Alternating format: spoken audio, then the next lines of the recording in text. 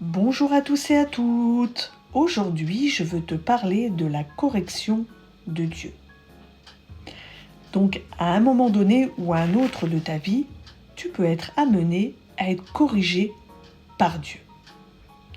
En fait, pour que tu reviennes dans le droit chemin, pour que tu te remettes en question, pour que tu changes, pour que tu fasses demi-tour, c'est-à-dire que tu te repentes, et pour que tu puisses grandir. D'ailleurs, il y a des exemples dans la parole de Dieu où Dieu a dû corriger.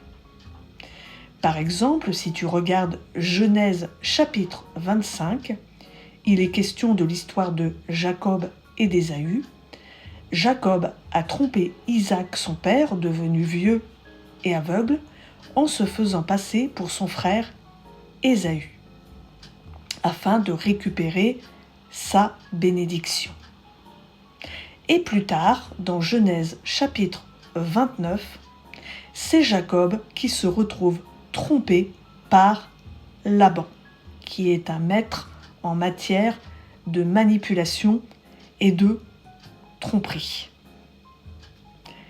Il y a aussi l'histoire de Joseph et ses frères, dans Genèse chapitre 37, où les frères de Joseph font croire à leur père que Joseph a été dévoré par une bête sauvage.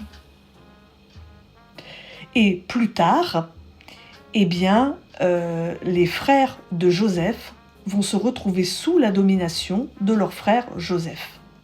Tu peux regarder, si tu veux, Genèse 42, 43 et 44. Chapitres 42, 43 et 44, par exemple. Donc Dieu a corrigé Jacob et a corrigé les frères de Joseph. Mais sache que quand Dieu te corrige, il ne va pas t'envoyer la maladie ou des infirmités ou que sais-je. Par contre, la maladie peut être une des conséquences de la porte ou des portes ouvertes que tu auras laissées au diable. C'est-à-dire que tu auras octroyé un passe-droit au diable. Mais ce n'est pas Dieu qui t'enverra la maladie. Sache que tu dois aimer la correction de Dieu. Parce que si Dieu ne te corrige pas, c'est qu'il y a un problème. Et sache que lorsque Dieu te corrige, il arrivera peut-être que tu te sentiras frustré. Mais la frustration fait partie de la correction de Dieu. Si par exemple tu as trompé des gens pendant de nombreuses années, un jour ou l'autre, tu seras frustré parce que les gens te tromperont. Donc il y a quelque chose à comprendre là-dedans.